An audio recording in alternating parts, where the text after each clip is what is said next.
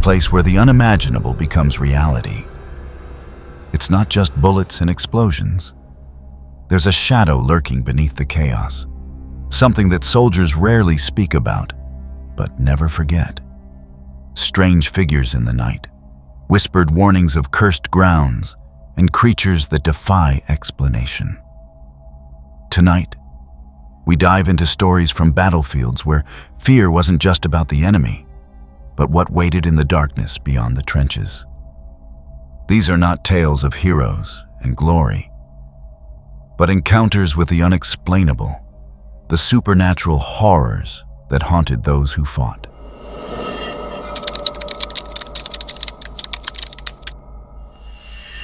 It was late 1944, somewhere deep in the Ardennes forest. A unit of soldiers had been trapped behind enemy lines after a brutal day of fighting. As night fell, the men huddled in their foxholes, the sounds of the forest growing eerily quiet. Then came the first glimpse. A shadowy figure crouched low and moving with unnatural speed between the trees. Some called it a man, others said it had the shape of a wolf, but twisted, skin and bone melding in a way that no natural creature could survive. The soldiers whispered that it was a skinwalker, a shape-shifting spirit from Native American legend, brought somehow into the European woods. For nights, the thing stalked them, mimicking voices of fallen comrades, leading men away from their posts, driving some to madness. Attempts to shoot it proved useless. Bullets passed through it as if it were smoke. Only the dawn seemed to offer respite. But every night, the terror returned, and not all made it to see another sunrise. They had been pushed back further than expected. The unit, maybe 15 men total, was now behind enemy lines, scattered through the frozen mud and pine of the Ardennes forest.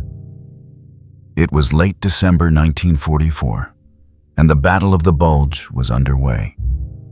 Snow clung to every surface, and the trees creaked under their own weight. The front line was miles away, and for the first time in weeks, things were quiet. Too quiet. Private First Class Carter had been in country for 9 months, long enough to stop counting days. That night, as he wrote a letter home by the weak light of a dying flashlight, he caught movement out of the corner of his eye. Not footsteps, not a deer. Something different. He blinked into the trees. Nothing, but the feeling didn't leave. It was the same sense he'd had before every firefight, a kind of animal-level instinct that something was watching. Predatory, cold. He turned to his buddy Morales, who sat a few feet away cleaning his rifle. "You hear that?" Morales looked up, frowning. "Hear what?" "Never mind," Carter muttered, shaking his head. He tried to laugh it off, but something still felt wrong. The silence was too complete. No birds, no wind, just snow, settling quietly like ash. Around midnight, one of the scouts didn't return. His name was Reeves. Quiet guy. Didn't complain much. He'd gone off on a perimeter check, same as always. He'd done it a dozen times. But this time, he didn't come back. They radioed. Nothing. Sent 2 more guys to look. After 10 minutes, the radio crackled back with a whisper. "We found something." It wasn't Reeves, just his boots. Perfectly placed next to each other, as if he'd stepped out of them and vanished. No footprints leading away. Just gone. The men didn't sleep that night. Every branch snap sent hands reaching for rifles. Carter could have sworn he heard someone calling for help out in the trees. A voice that sounded like Reeves, but it wasn't quite right. Too flat, like someone trying to mimic his voice. At dawn, they found more. Strange tracks circling the perimeter, like a man's footprints, but barefoot and longer, thin and clawed at the toes. Sergeant Whitman tried to pass it off. Wolves, maybe a bear, could be kraut tricks. But nobody believed him. Over the next 2 nights, it got worse. Morales saw something just beyond the tree line. A crouched figure, human-shaped but wrong. Elongated limbs, the head tilted at an unnatural angle, watching them. He raised his rifle, blinked, gone. They heard Reeves' voice again that night, clearer, closer, saying the same line over and over. "Help me, I'm cold. Help me, I'm cold." It circled the camp, always just beyond the light. One guy cracked and ran toward it. Nobody stopped him. They just watched and listened. Until the voice stopped. They never found him either. Morales started sleeping with his rifle across his chest. Carter stopped sleeping at all. By the 4th night, the men were barely holding it together. Faces pale, hands trembling. Sergeant Whitman was talking to himself. Then the thing stepped into camp. Not a man, not an animal. It was wearing Reeves's uniform. But its arms hung too low, knees bent backwards like a deer. Its skin was stretched too tight, as if it had been draped over something else. And the eyes, jet black, reflective, hungry. It spoke in Reeves's voice. "Cold, help me, I'm cold." The thing lunged forward. Carter opened fire first, then Morales, then everyone, but the bullets barely slowed it. It moved like smoke, flitting from tree to tree, howling in some ancient tongue. Then just as fast as it appeared, it vanished. Not a drop of blood, not a trace. They were airlifted out 2 days later when command re-established contact. Of the original 15 men, only 9 made it out. Carter never spoke about it again, but in 1972, long after the war, he was interviewed for a book about battlefield myths. All he said was, "There are things in the woods we weren't meant to see." The author asked him to elaborate. He just stared out the window and whispered, "It wasn't wearing Reeves. It was wearing the idea of Reeves. And it almost fooled us."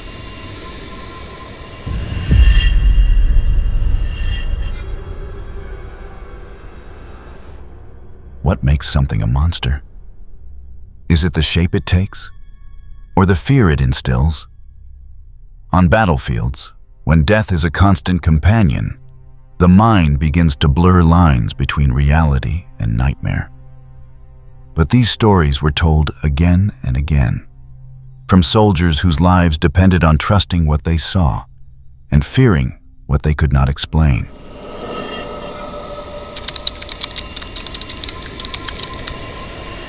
Not every threat in the field makes itself known through gunfire or explosions. Some creep in quietly, watching, waiting. And in the dead of night, with adrenaline crashing and the cold setting in, your mind starts noticing things others might ignore. This next story comes from a former infantryman stationed at a remote outpost in Afghanistan. What he experienced one night wasn't an ambush or an enemy scout, at least not one of ours.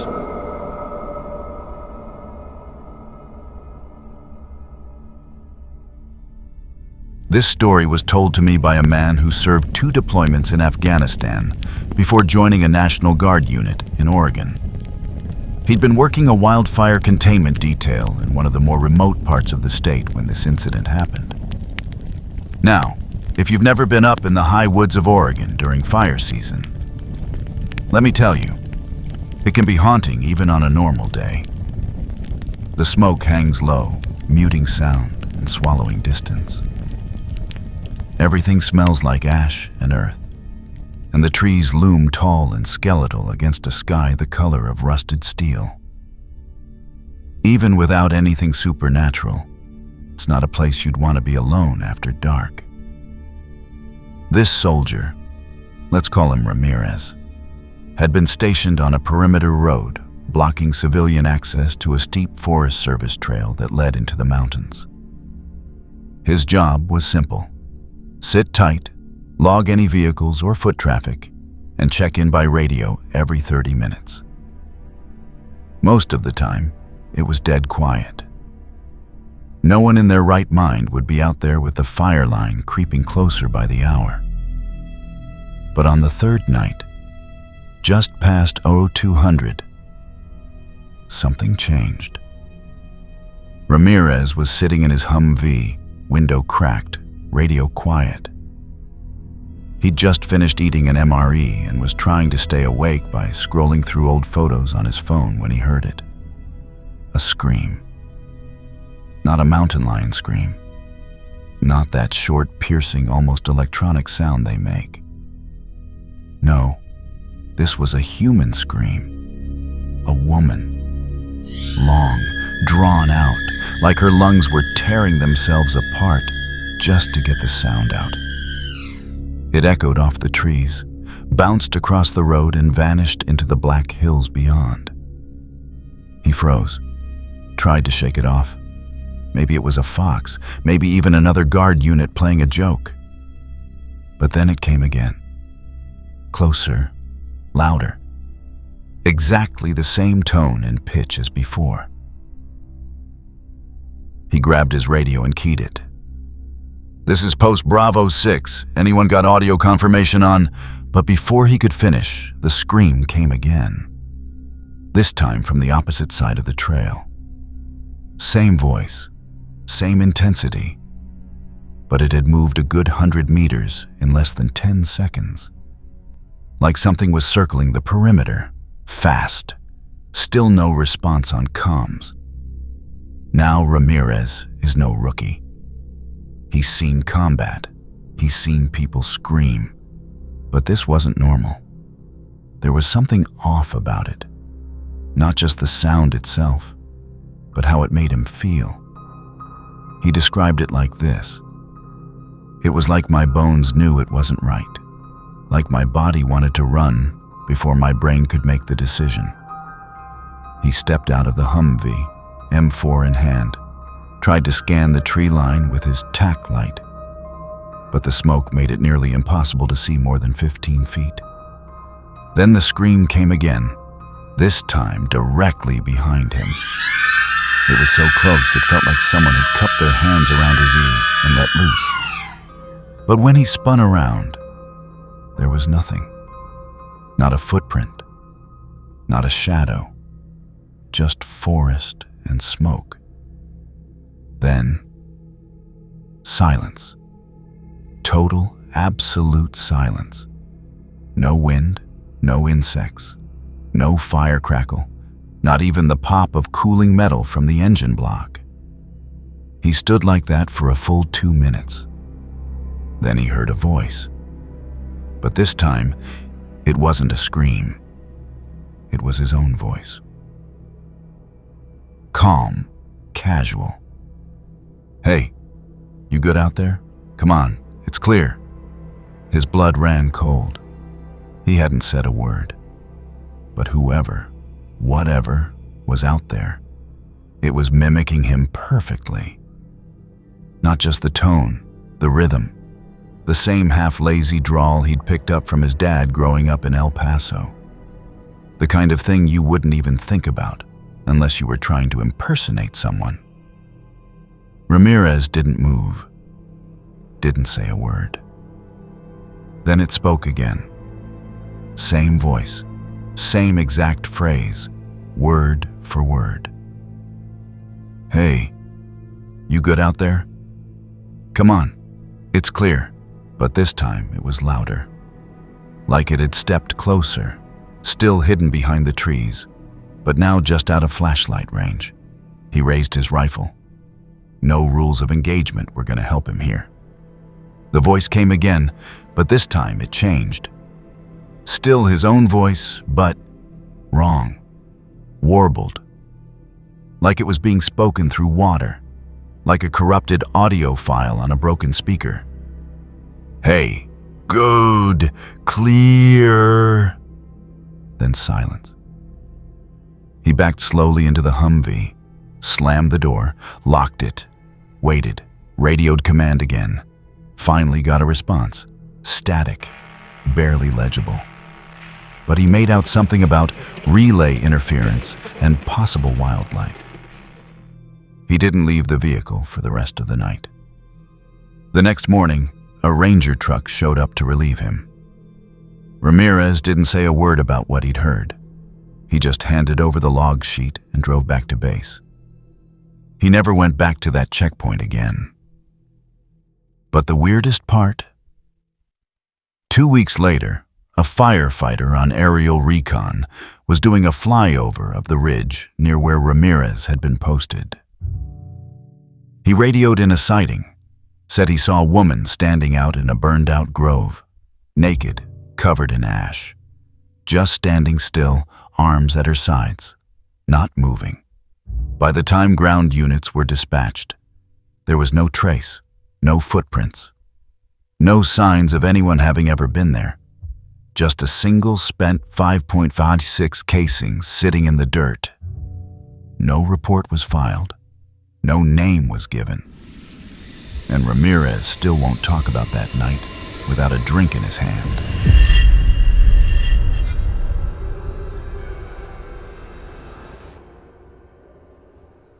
Poison and violence don't just scar the earth. They warp the life that clings to it. These stories might sound like folklore or exaggerated campfire tales. But the weight of witness testimony from multiple soldiers across different wars lends them a chilling credibility. Whether the supernatural truly exists or is a product of the mind pushed to the brink, one thing is certain. In war, the scariest battles are often fought far from the front line.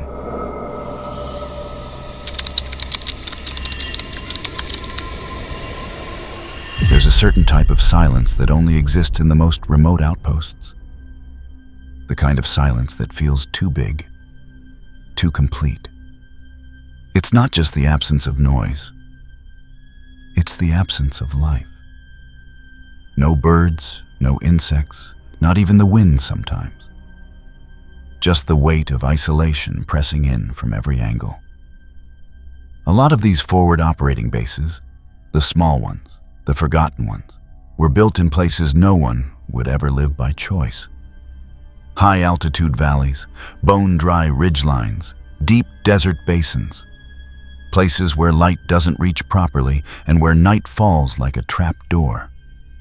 Soldiers on these outposts have to live inside that stillness.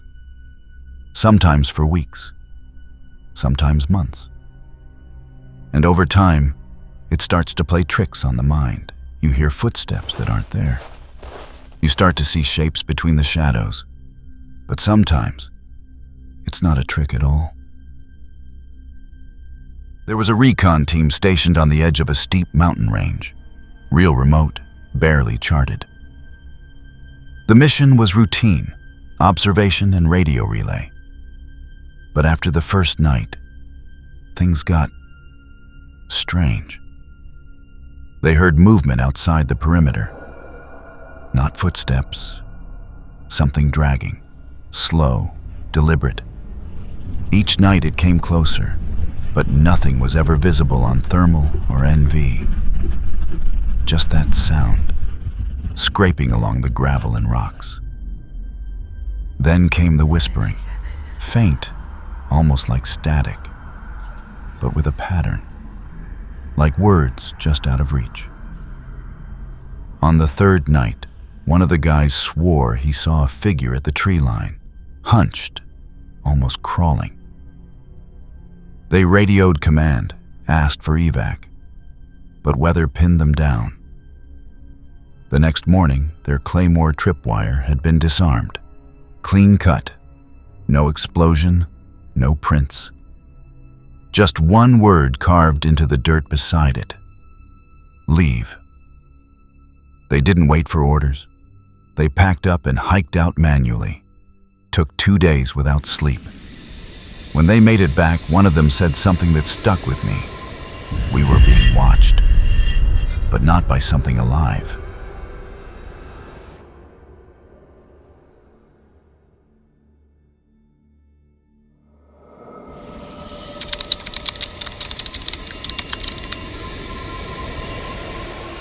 The fourth account comes from a soldier stationed at a remote forward operating base in eastern Afghanistan. Like many outposts at the edge of the combat zone, it was a place where the silence could drive men mad, and the darkness felt heavier than anywhere else on Earth. But what these soldiers experienced wasn't just isolation. It was something that left even the most hardened men afraid to step outside at night. We were stationed at a forward operating post in eastern Afghanistan, remote even by remote standards. Just a couple of prefab buildings dropped into a dust bowl, ringed by HESCO barriers and half-hearted razor wire. No real perimeter, no backup. You stepped out of the command shack at night, and it felt like stepping into a black ocean. No light, no sound, just the wind, and that heavy silence you only find in places where humans were never meant to be.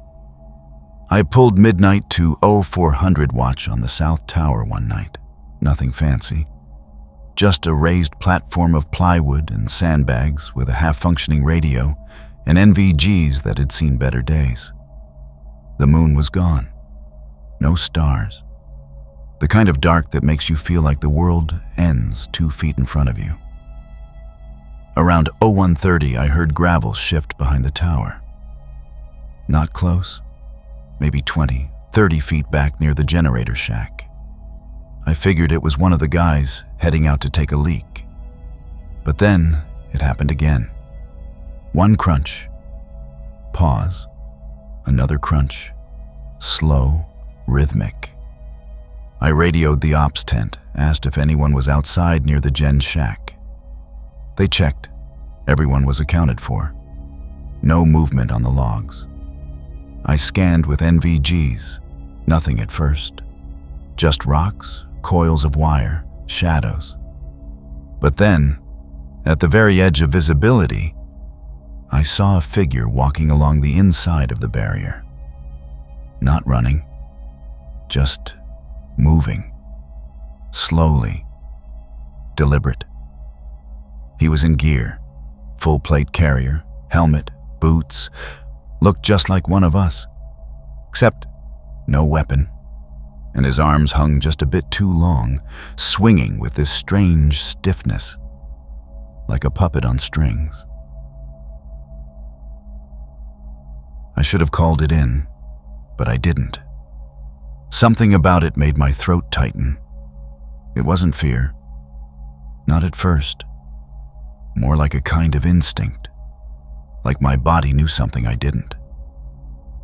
The figure turned the corner around the generator shack and disappeared. I flicked on my light and shouted, "Hey, you good?" Silence. I climbed down from the tower, keeping my light trained on the shack. Walked the perimeter slow, my boots crunching gravel, and nothing else. No reply, no movement, no footprints in the sand. Just the low hum of the generator vibrating through the metal casing. I stood there a while, just staring at the shadows between the HESCOs. Eventually, I went back up. I didn't tell anyone. Figured maybe I was overtired seeing things. The mind plays tricks out there. But an hour later, maybe closer to 0300, I heard something I still can't explain. From directly below the tower, in the exact same spot I'd stood earlier, I heard my own voice call up. "You good?" Same words, same tone, same cadence. But it wasn't from a radio. It wasn't delayed. It was just played back. Like someone hit rewind and hit play. Perfect. I stayed locked up there until the sun started bleeding over the horizon. Didn't say a word to anyone. A week later, one of our squad leaders stepped out in the middle of the night to take a piss behind the same generator shack. Came back pale, quiet. Didn't touch his breakfast. Didn't say much until I pulled him aside. He said he'd seen someone standing back there, just beyond the light. Tall, gear on, but wrong. Like the proportions were off. Too tall, arms too long, head cocked at a weird angle like it was listening to something inside its helmet. He called out. The figure didn't move, just stood there, watching. Then it ducked around the corner without a sound. He thought it was a prank until I told him what I'd seen. After that, no one went near that side of the fob after dark. We tried brushing it off. Operational stress, sleep deprivation, tricks of the mind. That's what the CO called it in the debrief. But the weird thing is, he never wrote it up. Not once. No official report. And when the next unit rotated in, we didn't pass on a single word about what happened. That's not normal. Usually you hand over every scrap of intel, even small stuff, but this, it was like we all silently agreed to bury it. Then came the dreams. A few of us started having them. Corporal Myers was the first to mention it. Said he kept seeing something tall, unnaturally tall, standing just outside the wire in his sleep. Every time he closed his eyes, there it was. Same posture, same silent watching. Corporal Morales started having them too. Different scene, but same shape. In his dream, it stood at the foot of his bunk, arms too long, fingers twitching like it was trying to figure out how to be human. He said it didn't speak, but somehow it knew things. Private things. Personal stuff from back home. Things he hadn't told anyone in months. There were a lot of us having these strange, eerie dreams. Each of us thought we were the only one losing it. But the second we started talking, we realized it was the same thing, showing up in different ways. And after that, even the skeptics stopped walking near the wire alone. The squad leader who'd seen it near the generator, he got sent home early, medical discharge. Claimed he started hearing someone breathing just behind him when no one was there. Said it followed him home. I don't know what it was. I don't think I want to. But I'll tell you this. In all the years I spent overseas, I only ever feared living hostels until that night. And it really makes you wonder what else is out there.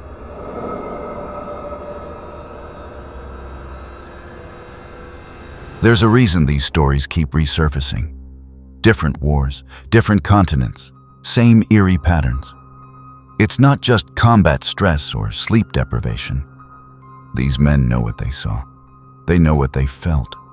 And maybe, just maybe, some places were never meant for us to be.